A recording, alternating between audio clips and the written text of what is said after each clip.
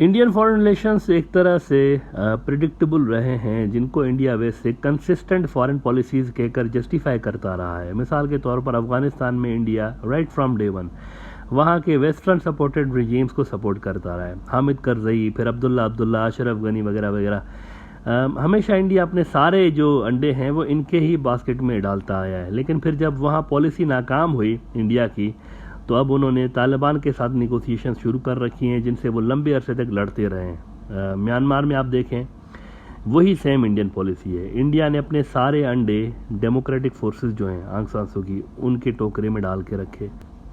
They relied heavily on her. लेकिन जब वहाँ पर रिजीम चेंज हो गई तो इंडिया ज़ीरो से अब मिलिट्री जनता के साथ निगोसिएशंस कर रहा है, मिलिट्री कूप के बाद। मालदीव के अंदर आप देखें, मालदीव भी एक बड़ा इंपॉर्टेंट मुल्क है, स्ट्रेटेजिकली बड़ी इंपॉर्टेंट लोकेशन है। यहाँ पे देखें इंडिया हेविली रिलाय करता रहा है इब्राहिम मोहम्मद सालेह के ऊपर। उनका जो प्रेसिडेंट रहा है इब्राहिम मोहम्मद सालेह, उनके ऊपर हेविली इंडिया रिलाय करता रहा है। अब ये यूँ समझे कि वहाँ की शेख हसीना है इब्राहिम मोहम्मद सालेह, इनके विरोधी कैंप में इंडिया की ज़्यादा एक्सेप्टेंस नहीं है। श्रीलंका के अंदर आप देखें इंडिया हेविली डिपेंडेंट रहा है राजा पक्सास फैमिली के ऊपर, और इन्हीं की सरकार को बचाने के लिए इंडिया ने वैसे $4 अरब दिए हैं थोड़े से अरसे के अंदर। अभी भी जो वहाँ सरकार है वो बेसिकली राजा पक्सास की ही है इनडायरेक्टली। यानी इंडिया के जो फॉरेन रिलेशंस है ना मुख्तलिफ मुल्कों के अंदर, इनका पैटर्न एक तरह से है, मतलब ये किसी एक सियासी पार्टी या ग्रुप को पिक करते हैं और फिर उसी पे रिलाय करते रहते हैं। इंडिया एज अ कंट्री वहाँ ज़्यादा इंपॉर्टेंस नहीं रखता। वहाँ पर सियासी पार्टियाँ जो है ना, मतलब ये सियासी पार्टी है तो ये इंडिया की सपोर्टर है, इस तरह के इंडिया के कुछ हालात रहे हैं मित्रों। बल्कि हद तो ये हो गई कि पाकिस्तान में भी आप देखें नवाज शरीफ की जो पार्टी है उससे इंडिया ज़्यादा कंफर्टेबल रहा है, क्योंकि नवाज शरीफ साहब के लिए मशहूर है कि उनके बिजनेस इंटरेस्ट हैं इंडिया के साथ। जिंदाल ग्रुप और दीगर जो ग्रुप्स हैं उनके साथ उनके बिजनेस इंटरेस्ट हैं।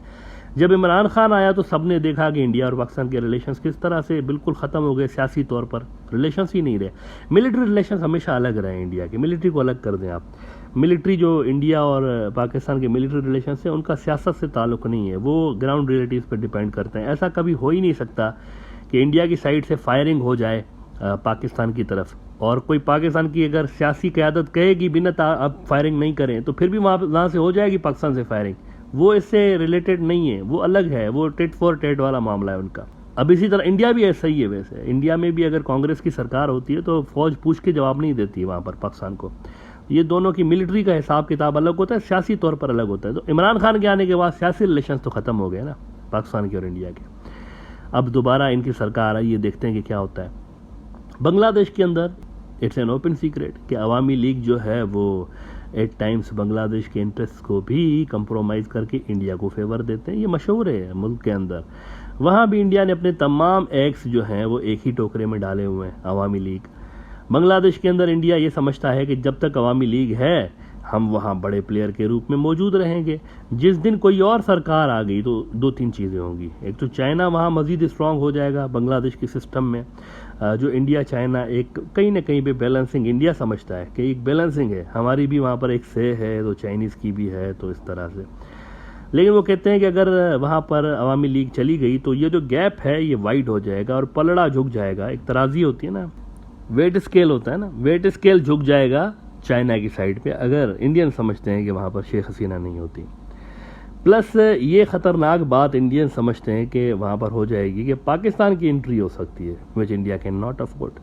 पाकिस्तान और बांग्लादेश के दरमियान में आपको एक बात बताऊँ, लिमिटेड रिलेशंस इंडिया को बहुत ज़्यादा बेनिफिट उसको करते हैं, बहुत फ़ायदा देते हैं। ये जो लिमिटेड रिलेशंस हैं बांग्लादेश और पाकिस्तान के बीच, लिमिटेड रिलेशंस हैं, एक हद से आगे नहीं बढ़ते। और जब ख़ासतौर पर जब भी अवामी लीग की सरकार आती है तो फिर तो ये वैसे ही डाउनग्रेड होते हैं, या फिर वहीं पॉज का बटन दब जाता है। और उसका फ़ायदा फिर देखें म्यांमार कभी उठा लेता है तो कभी कोई दूसरा उसका एडवर्सरी उठा लेता है।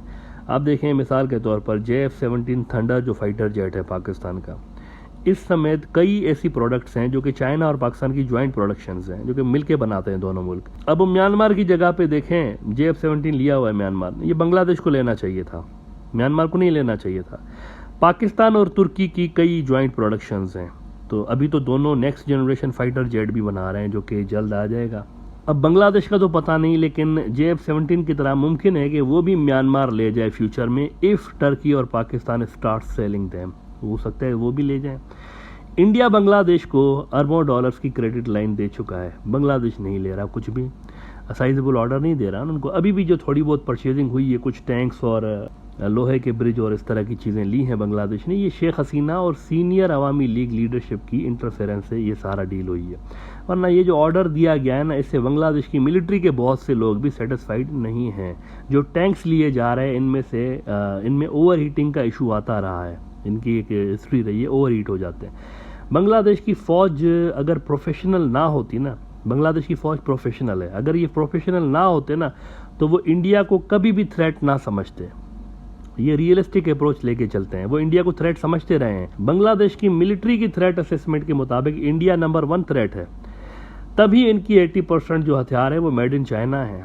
थ्रेट असेसमेंट पे वो अमल करते हैं, वो कहते हैं कि नंबर 1 सबसे ज़्यादा खतरा हमें इनसे है, और फिर वो उसी हिसाब से सारे की सारी अपनी जो है वो तैयारियां कर रहे होते हैं। इंडियन हथियार इनके पास ना होने के बराबर है। बल्कि मैं 2-4 आपको इंटरेस्टिंग चीज़ें दिखाना चाहूँगा बांग्लादेश की मिलिट्री के हवाले से। कुछ रोज़ पहले क्या हुआ है, 2-3 रोज़ पहले एक इंडिया का बड़ा न्यूज़ आउटलेट है ट्रिब्यून, उसमें इंडिया के एक रिटायर्ड टॉप ऑफिशियल हैं मिलिट्री के, मेजर जनरल अशोक मेहता साहब, उनका एक कॉलम छपा हुआ है कि dragon's shadow over Delhi Dhaka ties. इसमें वो बड़ी इंपॉर्टेंट बात कह रहे हैं कि when I went to Dhaka for a conference before the pandemic and meet our defence adviser, he informed me that Bangladesh army conducts its military exercises painting India as red land, bad land, enemy.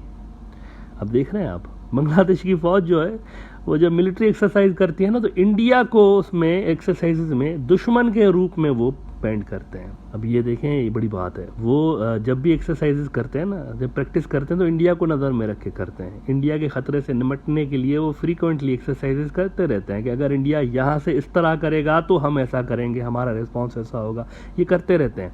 बल्कि आप ज़रा ये देखें, words देखें उनके कि इन Bangladesh The Armed Forces Division, currently headed by Lieutenant General Waqar-uz-Zaman, is the most important organ of the military.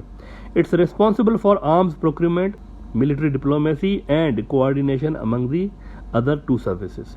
और इसमें फिर वो नीचे लिखते हैं इसी आर्टिकल में कि मिलिट्री के इस सबसे अहम हिस्से के रॉक सॉलिड रिलेशंस हैं चाइना के साथ, और 80% फिर बांग्लादेश के जो हथियार हैं वो इसका सबसे बड़ा सबूत है कि रॉक सॉलिड रिलेशंस है। And let me add here, ये वो सेंसिटिव एरिया है जहाँ पर पॉलिटिशियंस जो हैं वो ज़्यादा इंटरफेयर नहीं करते।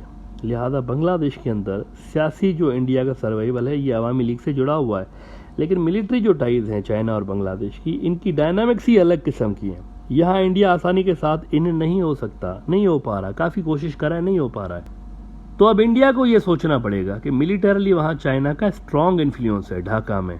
अवामी लीग अगर गिरती है ना, उसकी तो मकबूलियत पहले ही डाउन हो रही है ड्यू टू इंडिया फैक्टर। ऐसे में इंडिया बांग्लादेश का फ्यूचर क्या होगा, उसका रिलेशन जो होंगे दोनों मुल्कों के फ्यूचर में किस तरह होंगे अगर अवामी लीग की सरकार नहीं रही, that India has to C.